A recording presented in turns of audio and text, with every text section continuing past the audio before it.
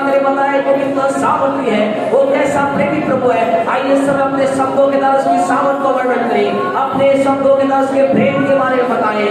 Thank you Jesus, धन्यवाद यीशु, धन्यवाद यीशु, धन्यवाद यीशु। प्रभु आप सामर्थ्य हैं, आप अद्भुत हैं प्रभु जी, आपका प्रेम महान है। हम आपके अनुग्रह के लिए, आपकी दया के लिए, आपकी करुणा के लिए आपको दिल की गहराई से धन्यवाद देते हैं।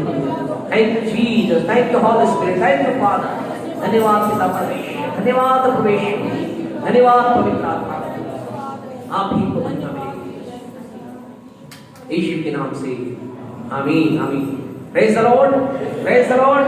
प्रभु का धन्यवाद देते हैं आज के अच्छे समय के लिए। प्रभु ने दिया कि मिलकर प्रभु के नाम की स्तुति, प्रभु के नाम की आराधना करें। हम लगातार परमेश्वर की महिमा के अंतर्गत का विश्वास करते हैं। आज पूरे दिन भर आपने प्रार्थना के अंदर टाइम स्पेंड किया होगा, प्रार्थना में आपने समय बिताया होगा, और अगर आप नहीं बिताया है तो आने वाले दिनों के अंदर अपने टाइम को बिताएं। ये समय बहुत महत्वपूर्ण समय है। हम कहें ये प्रार्थना का उत्सव है, हालेलुया।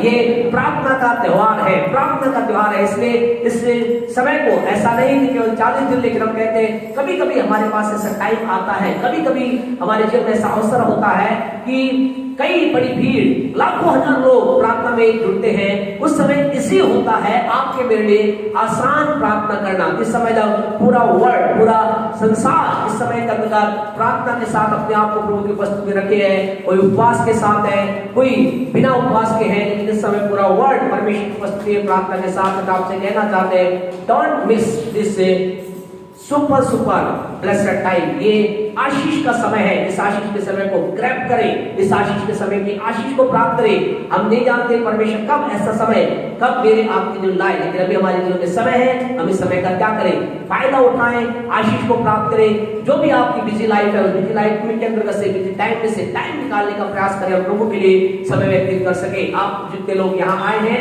हर एक का परमेश्वर मसीह के नाम में हम स्वागत करते हैं। परमेश्वर आप सबको ब्लेस करे। और आज हमारे बीच में हमारे भाई नीलेश की मम्मी हमारे बीच में है।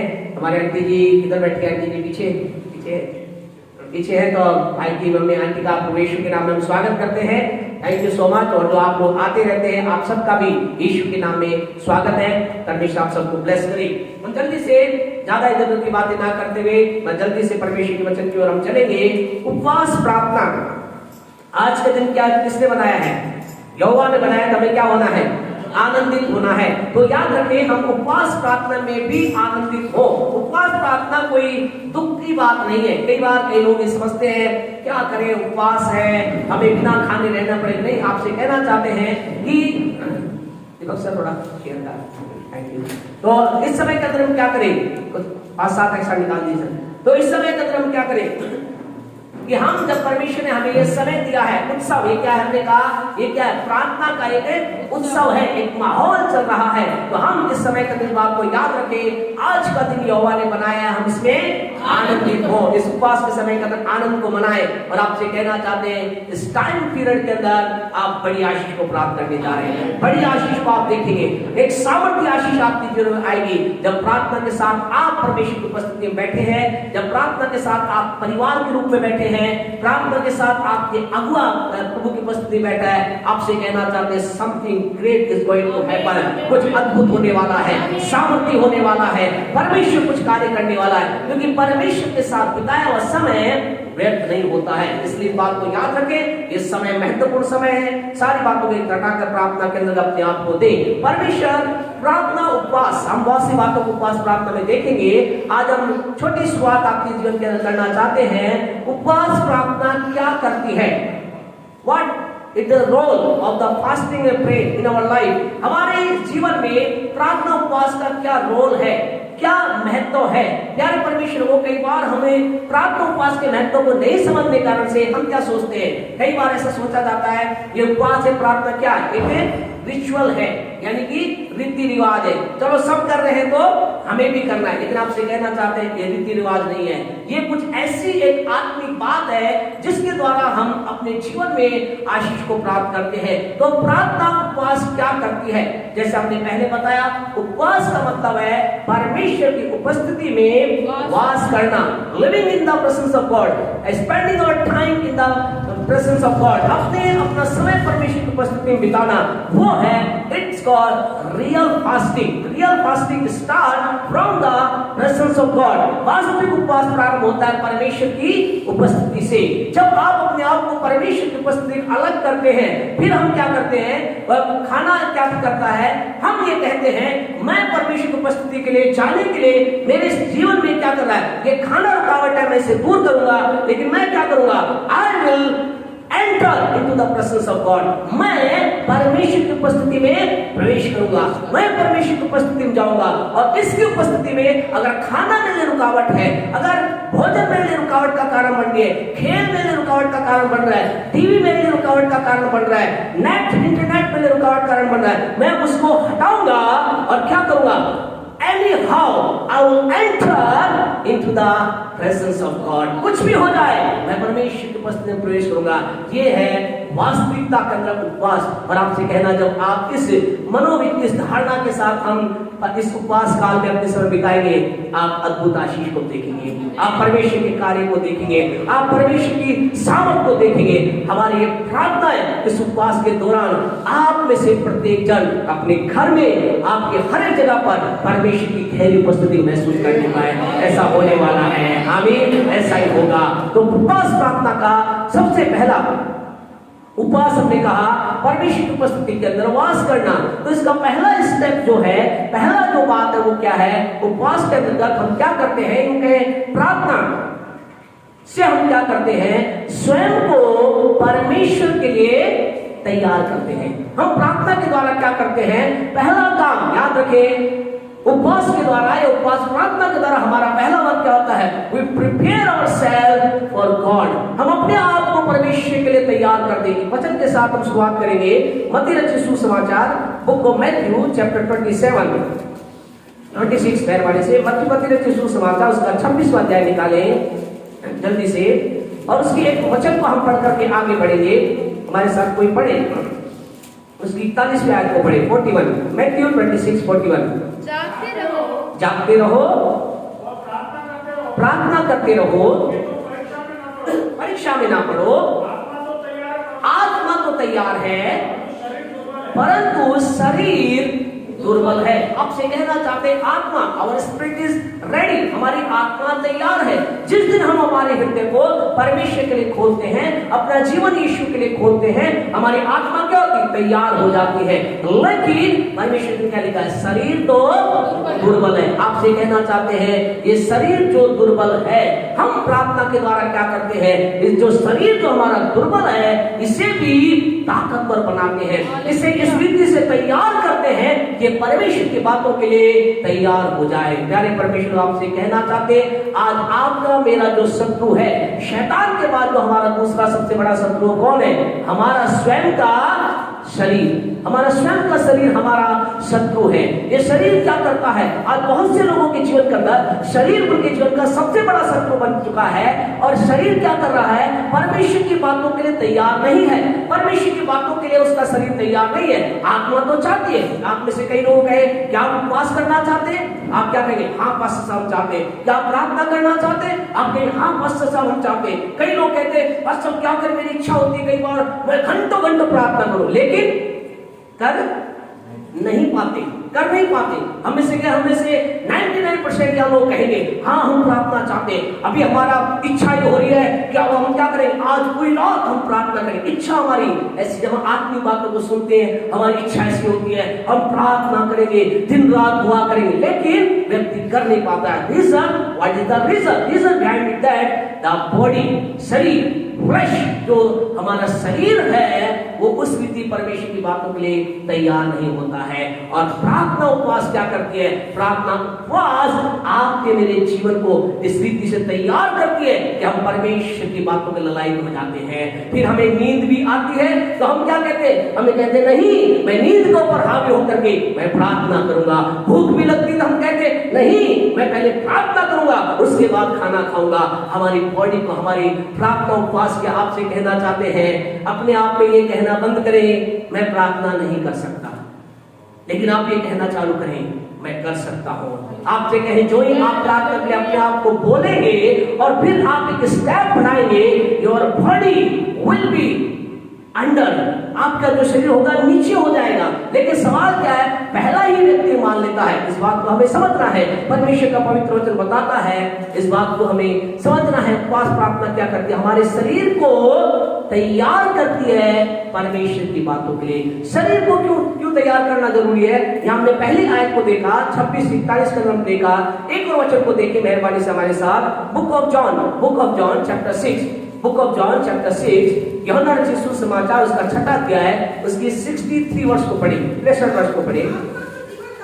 आत्मा तो क्या है, आत्मा तो क्या है, जीवनदायक है, शरीर से कुछ लाभ नहीं। बस थैंक यू, क्या लिखा है, शरीर से कुछ लाभ नहीं है। अब आपसे कहना चाहते हैं हमें अपने शरीर को अत्यधिक रूप से परमेश्वर के लिए तैयार करना है। उपवास प्रार्थना हमारे शरीर को तैयार करती है। प्रभु का वचन बताता है शरीर से कुछ लाभ नहीं है। लेकिन आज व्यक्ति संसार के अंतर्गत उसका most of the time and most of the money, उसका अधिक समय, उसका पैसा किस पर खर्च हो रहा है, किस पर खर्च हो रहा है, शरीर पर। यानी कि कम, अगर हम कहें, आप कहें ऐसी बात ठीक नहीं है, तो आपसे कह रहे हैं आप कोई सवाल कर सकते हैं।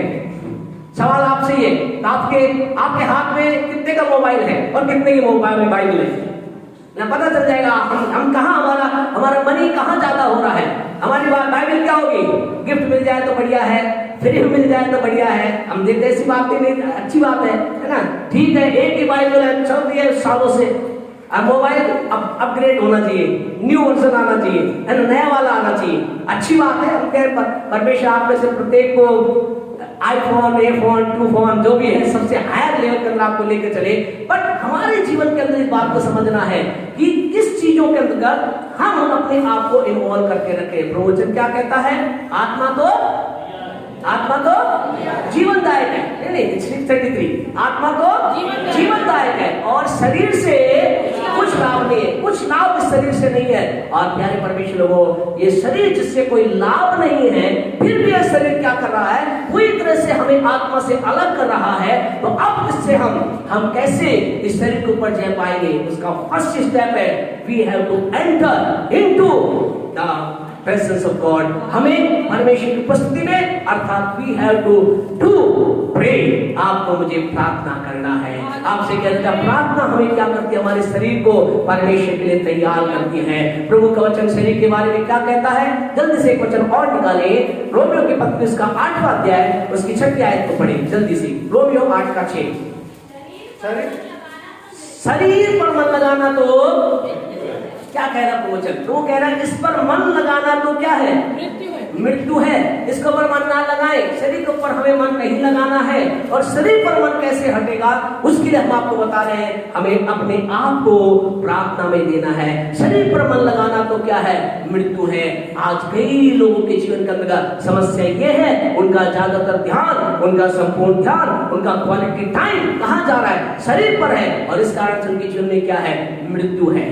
आपके मृत्यु है तो चल कैसे रहे हैं, मृत्यु का मतलब क्या है, मृत्यु का फर्स्ट मतलब है, the meaning of death is the first meaning of the death is the separate from God, परमेश्वर से अलग।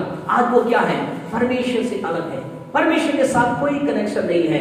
दे are not feeling the presence of God, they are not doing anything for God. वो परमेश्वर की उपस्थिति को महसूस नहीं कर रहे, वो परमेश्वर के लिए कुछ कर ही नहीं रहे, वो मरे हुए का मतलब है परमेश्वर से अलग है। रीजन क्या कर रहे हैं, वो शरीर पर मन लगा रहे हैं। आज की रात आपसे कहना चाहते हैं, हमें तैयार होना है, आपको तैयार होना है, मुझे तैयार होना है। आइए इस उपवास काल के अंदर हम अपने आप को प्रार्थना के अंदर लगा दें, ताकि हमारा शरीर जो दुर्बल है, हमारा शरीर जो कि कमजोर है, कमजोर का मतलब यह है कि हमारा शरीर जो कि हमें परमेश्वर की बातों में जाने से रोकता है, आइए इस उपवास प्रार्थना के दौरान ऐसा होने पाए, हमारा मुंह बोलने पाए, हालेलुया, हमारे हाथ कहने पाए, हमारा हर एक रग कहने पाए, मुझे प्रभु के साथ रहना है, मुझे के प्रभु के पास जाना है, मुझे परमेश्वर के नजरों में रहना है, मुझे खुदा की उपस्थिति के अंदर जाना है। आज आपसे कहना चाहते हैं, हमारे जीवन के अंदर आपसे प्यारे परमेश्वर को,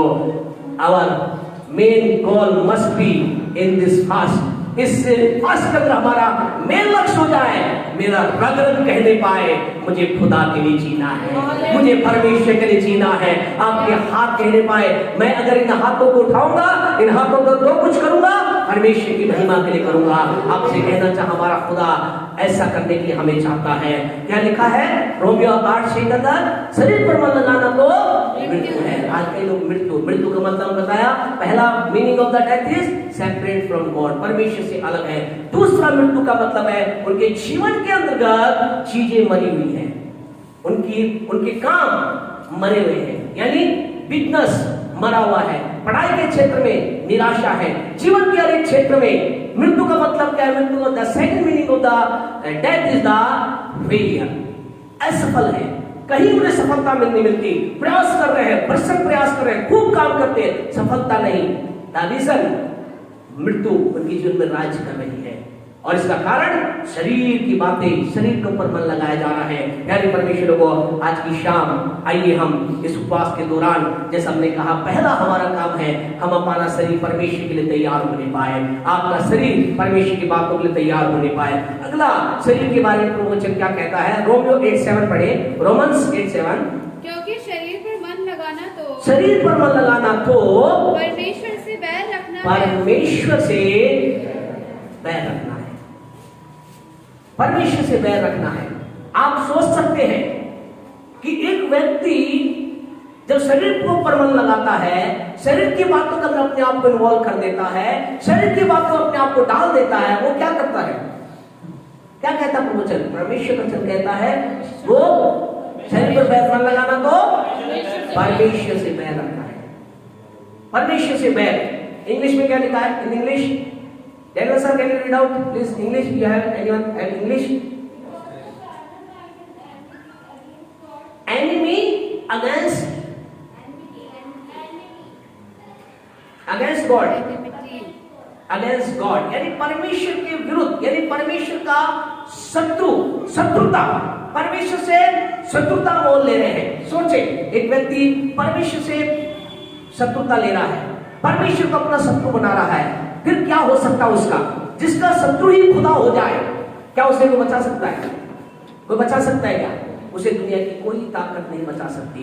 परमेश्वर के वचन में कई बार ऐसा हुआ, कई लोग ऐसे हुए, उन्होंने क्या किया? उन्होंने शरीर पर मन लगाया, परमेश्वर के साथ उन्होंने अपने आप को नहीं रखा, प्रभु के साथ, प्रभु से दूर रहे, और फिर क्या हुआ? उन लोगों की कई लोगों ने क्या किया? उन लोगों की मदद करना चाहिए, उन लोगों की सहायता करना चाहिए, लेकिन क्या हुई? वो जो हेल्प थी, वो जो सहायता थी, वो क्या हुआ? वो वहां तक नहीं पहुंच पाई। और फिर प्रभु के लोगों ने कहा, जिसका खुदा जिसकी मदद ना करे, तू कहां से कर सकता है? आपने कहना चाहते, कई बार ऐसा होता है, आपने भी कई बार शायद जीवन में ऐसा महसूस किया होगा। आप किसी व्यक्ति के लिए कुछ करना चाहते होंगे, कुछ चाहते हो कि काश बार बार उसके दिल में बुराई होती, तो आपके मन में होता है काश उसके लिए कुछ करूं, लेकिन उस तक पहुंचने से पहले ही आपके कदम शायद रुक जाते होंगे, हाथ शायद रुक जाते होंगे, सब शायद रुक जाते होंगे। आपसे कहें ये सच है, खुदा जिसके विरुद्ध हो जाए, खुदा का जो शत्रु या खुदा जिसका शत्रु हो जाए, उसका कोई भी कार्य सफल नहीं हो सकता है। आज की शाम आपसे कहना चाहते हैं, हम यहाँ आपको डराने के लिए नहीं है, हम आपको यहाँ इंकरेज करने के लिए हैं। मैं आप परमेश्वर के शत्रु नहीं, लेकिन मित्र बन सकते हैं। हालेलुया। हम आज परमेश्वर के दोस्त बन सकते हैं, हम परमेश्वर के पक्ष में खड़े हो सकते हैं, परमेश्वर हमारे पक्ष में खड़ा हो सकता है। और प्रभु के वचन में रोमियो 8:31 में लिखा है, यदि परमेश्वर हमारी ओर है, हमारा विरोधी कौन हो सकता है? आपसे कहना चाहते हैं, परमेश्वर हमारे पक्ष में कैसे होगा? कैसे परमेश्वर की बातें हमारे जीवन के अंदर इन्वॉल्व होंगी? कैसे परमेश्वर की चीजें हमारे जीवन के अंतर्गत एंटर करेंगी? इसका फर्स्ट परमेश्वर उपवास के द्वारा मैं आप क्या करते हैं? परमेश्वर स्वयं को परमेश्वर की बातों के लिए तैयार करते हैं। पहला प्यारे परमेश्वर वर्क होता है, हम स्वयं को परमेश्वर के लिए तैयार करते हैं, हम तैयार होते हैं। फिर क्या होता है? जब हम हम काफी प्रार्थना कर चुके होते हैं, काफी उपवास कर चुके होते हैं, बहुत लंबा, ऐसा नहीं, कई बार ऐसा होता है कि 40 दिन में कुछ हो सकता है, 40 दिन में के अंतराल में कुछ होगा, कुछ के लिए हो सकता है कल ही कुछ हो जाए। आमीन। हो सकता है कल ही आप जिस उपवास की बात करे बैठे यीशु के नाम से, कल ही शायद हो सकता है तो सुबह आप फोन करके बोले, पास्टर साहब आनंद आ गया, मैं मैंने इस विषय के प्रार्थना कर उपवास के साथ बैठी, एक ही दिन मैंने प्रार्थना की, परमेश्वर ने मेरे लिए द्वार खोल दिया। आमीन। आप में से प्रत्येक ने ऐसा ही होने पाए, लेकिन कई बार लंबे समय तक नहीं होता है। तो इसका मतलब ये नहीं परमेश्वर आपकी सुन नहीं रहा, परमेश्वर सुन रहा है। लेकिन हम जब क्या होता है, हम जब परमेश्वर के लिए काफी कर चुके होते हैं, फिर क्या होता है, फिर एक टाइम आता है परमेश्वर की ओर से एक वाणी हमें सुनाई देती है। जैसा कि हम प्रभु के पवित्र वचन में प्रेरितों काम के 10वें अध्याय का हम देखते हैं, book of Acts, as we read in the book of Acts chapter 10, there we read about Cornelius. हम क्रोनियस नाम के व्यक्ति के बारे में पढ़ते हैं। वो क्या करता था, पढ़े उसकी दूसरी आयत को। हाँ जी। और अपने सारे घराने समेत परमेश्वर से डरता था। हाँ जी। और यहूदी लोगों को बहुत दान देता। हाँ जी। और बराबर परमेश्वर से प्रार्थना और कैसे प्रार्थना करता था, बराबर, यानी कि लगातार, continuously. In English we can read, बड़ा लाइन, ओके।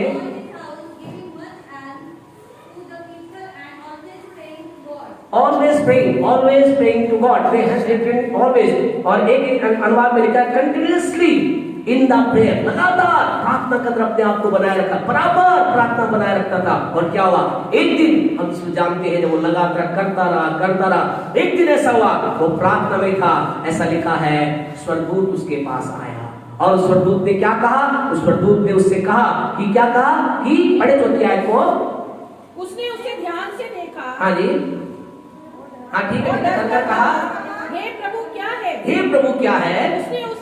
उसने उससे कहा, angel said to Cornelius, angel ने, स्वर्गदूत ने कोर्नेलियस से कहा, क्या कहा, तेरी प्रार्थनाएं और तेरे दान और जो तूने दिया है स्मरण के लिए परमेश्वर के सामने पहुंच चुका है। हालेलुया।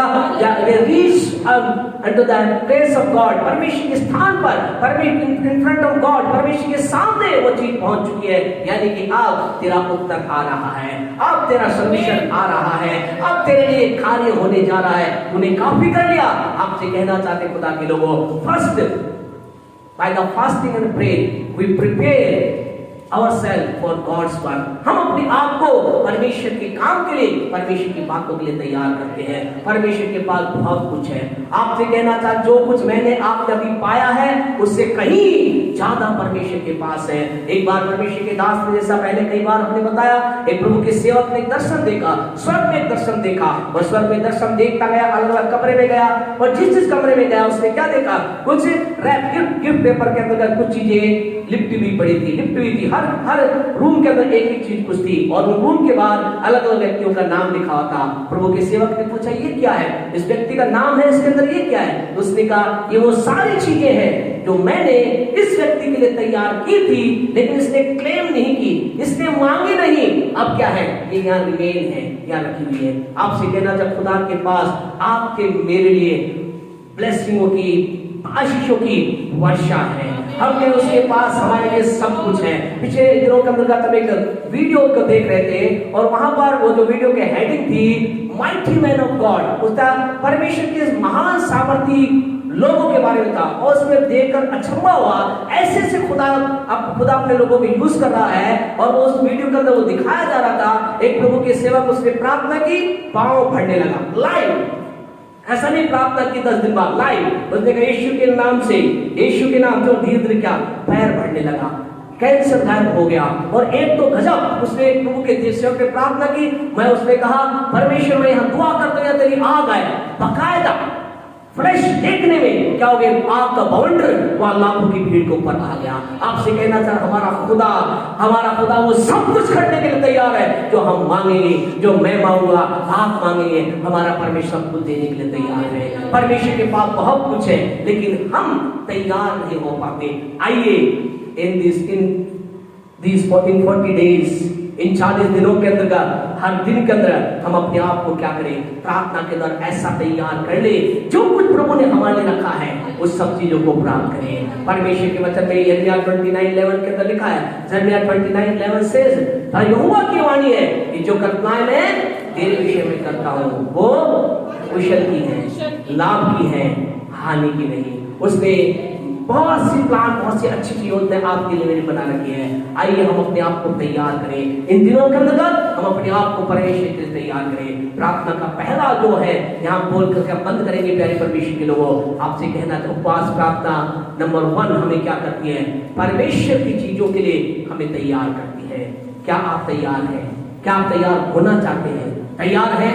Praise the Lord. आप परमेश्वर की चीजों के लिए तैयार हैं? उन चीजों को आपने प्राप्त किया है, देखा है? Praise the Lord. यदि नहीं है तो आपसे कहना चाहते हैं आइए अपने आप को प्रार्थना में दिए। अगर आपके पाप को आपका शरीर आपको इजाजत देता है, आप कर सकते हैं, तो आपसे कहना चाहते हैं उपवास में जाए, जबरदस्ती ना जाए। ऐसा नहीं कि वो कर रहा है तो मैं भी करूं, लेकिन प्रयास करें।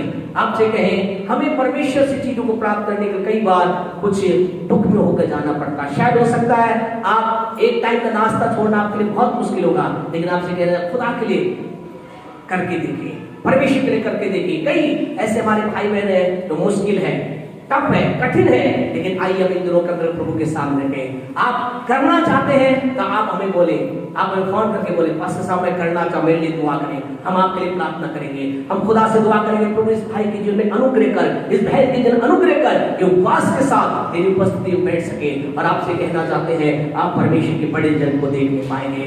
उपवास के द्वारा, उपवास प्रार्थना हमें परमेश्वर की चीजों के लिए तैयार करती है।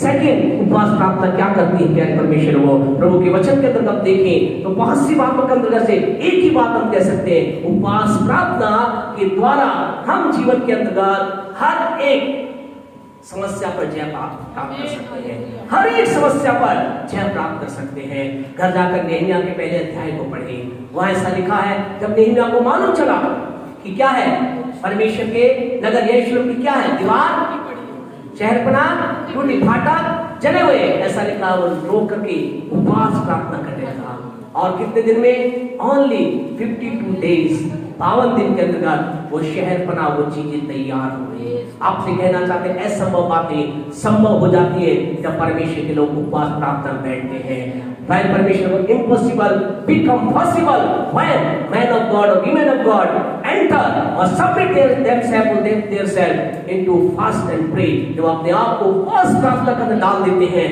असंभव बातें संभव हो जाती हैं। आपकी जीवन में कौन सी बात असंभव दिखाई दे रही है? क्या आपको चंगाई असंभव दिखाई दे रही है? क्या आपके लिए कर्जा असंभव दिखाई दे रहा है? क्या आपका विवाह आपको असंभव दिखाई दे रहा है? क्या आपके जन का संतान ना होना असंभव दिखाई दे रहा है? क्या आपके बीवी बच्चे आपसे दूर है, उनका जुड़ना असंभव दिखाई दे रहा है? आपसे प्रभु के दास होने के नाते कहना चाहते हैं आपके सारी असंभव बातें संभव हो जाएंगी, ईश्वर के नाम से संभव हो जाएंगे। अपने आप को उपवास कर डाल दीजिए, परमेश्वर आपके जीवन अनुग्रह करे। आइए अपने आप को बंद करें। Worship Lord Jesus, hallelujah, worship Lord Jesus. धन्यवाद प्यारे परमेश्वर, अपने स्थानों पर मेहरबानी से खड़े हो जाए। ओ जीसस, हालेलुया, हालेलुया।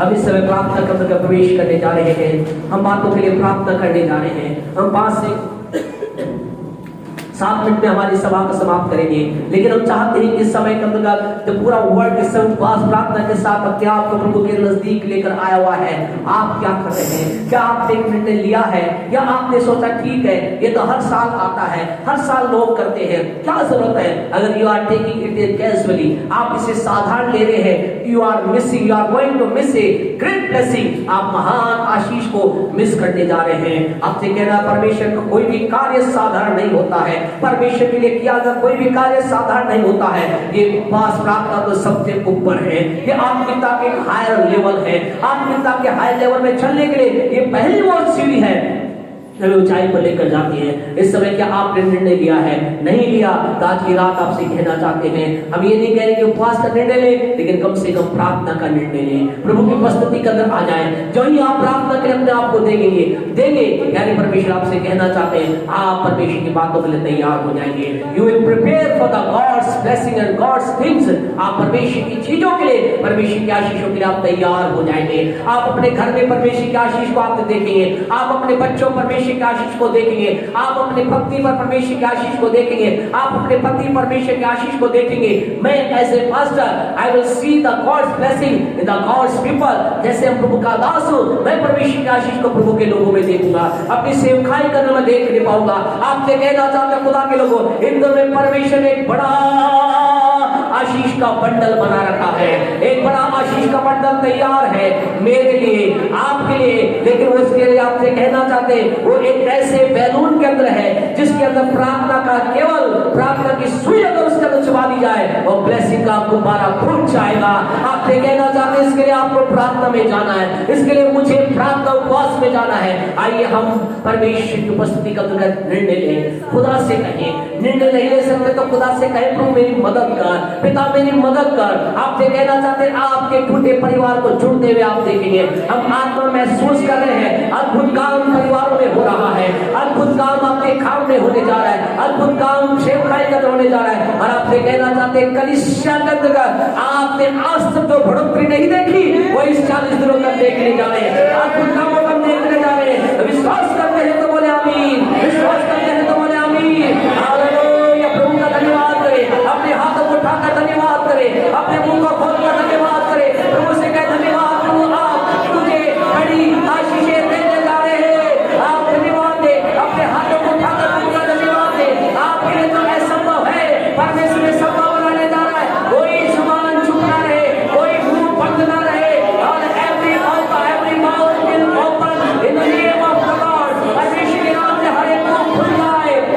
और आप धन्यवाद दें, आपने खुदा धन्यवाद मुझे बड़ी आशीषें देने के लिए, धन्यवाद। अगर आप बीमारी में कहे प्रभु धन्यवाद मुझे चंगाई देने के लिए, अगर आप गरीबी में तो बोले प्रभु धन्यवाद मुझे धंधा प्रबंध करने के लिए, अगर आप बेरोजगार है तो कहे प्रभु धन्यवाद मुझे रोजगार देने के लिए, अगर एक वाइट है तो बोले प्रभु धन्यवाद मुझे सर्वोत्तम पति और भक्ति देने के लिए, अगर निसंतान है तो बोले प्रभु धन्यवाद मुझे संतान देने के लिए, अगर आप अपने जीवन के अंदर वो कर्जे में तो बोले धन्यवाद मुझे कर्जा मुक्त करने के लिए। धन्यवाद दे, धन्यवाद दे, धन्यवाद दे, क्योंकि परमेश्वर इस समय धन्यवाद जिस बात का धन्यवाद देंगे प्रभु का आत्मा हमें प्रेरित कर रहा है कि मेरे लोगों से बोलो जिस बात का धन्यवाद देंगे उस बात को ये देखेंगे, उस बात को देखेंगे।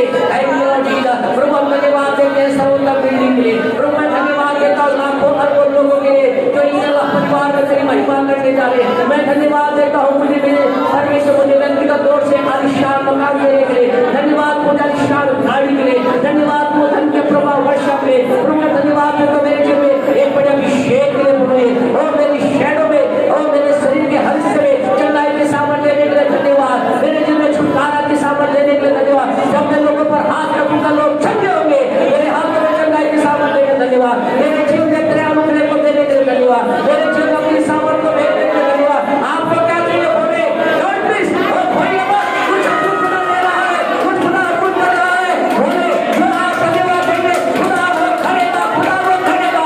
और धन्यवाद यीशु मेरे जीवन में अभिषेक देने के लिए, मेरे जीवन में बड़ी सामर्थ्य देने के लिए, और मेरे जीवन में बड़ा वो पिता मेरे शब्दों में नहीं सामर्थ्य मेरे शब्दों में अभिषेक करने के लिए धन्यवाद, धन्यवाद, धन्यवाद यीशु। और खुदा बड़ा शक्ति देने के लिए धन्यवाद। अब परमेश्वर हमारी समझ और सोच से कहीं बढ़कर जमीन देने के लिए धन्यवाद। Thank you lord, thank you lord, thank you lord. Hallelujah. ओ धन्यवाद यीशु, धन्यवाद यीशु, धन्यवाद यीशु। प्यारे परमेश्वर के लोगों हम आत्मा महसूस कर रहे हैं, आप प्यारे परमेश्वर के लोगों आपके आत्मा रूपी धर्म में परमेश्वर की आशीषें जन्म ले रही है, आपकी आत्मा रूपी धर्म में परमेश्वर ने जन्म ले रही है। वो एक बीज के रूप में आपके अंदर आ रहे हैं और आने वाले दिनों में वो उत्पन्न होगी। They are going to come out, they are going to come out, you will see from your eyes, I will see from my eyes। मैं अपनी आंखों से देखूंगा। Hallelujah. Thank you Jesus, thank you Jesus. Hallelujah. मत रोको अपने हाथों को प्रभु की सेवा से। Hallelujah, hallelujah. Thank you Jesus. शालारावा शक्कर प्रभु की सेवा से मजबूत बन जाओ, खुदा की कलाम से रोको मत पाओ। प्रभु की सेवा से मजबूत बन जाओ, खुदा की कलाम से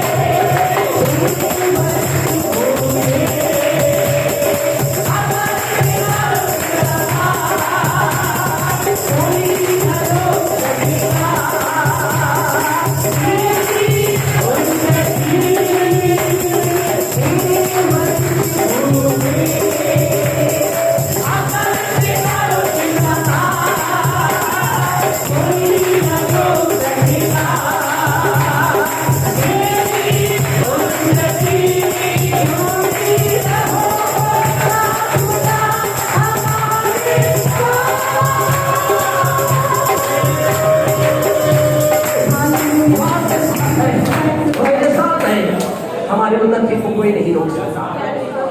अगर आपने गीत नहीं गाया तो मुंह से बोलिए, कोई मेरी उन्नति को ना रोक पाएगा।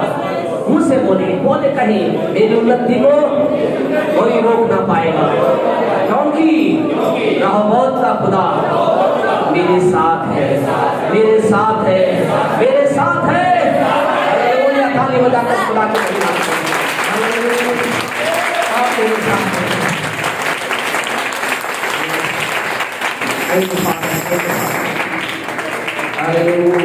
धन्यवाद हमारे महान और जीवित अनुग्रहकारी पिता, हम प्रभु यीशु के नाम से आपके पास आकर आपके नाम को धन्य कहते हैं, तारीफ करते हैं, बड़ाई करते हैं। आपके नाम पूछा उठाते हैं कि आप हमारे साथ हैं, आपकी उपस्थिति हमारे साथ है, आपकी दया हमारे साथ है। आपने आशीष दी, आने वाले दिनों में हम बड़ी आशीष के लिए भी आपका धन्यवाद देते प्रभु। यहाँ जो भी बीमार थे आपने छू कर चंगाई दी है, और तो परमेश्वर आंखों के अंदर आपने चंगाई दी है, पाँव में चंगाई दी प्रभु जी। परिवार जो टूटे उन्हें जोड़ दिया, आपका धन्यवाद हो। निसंतान का संतान है भाई, तो मेरे विवाह का प्रबंधन आप कर रहे हैं, आपका धन्यवाद यीशु के नाम से, आमीन।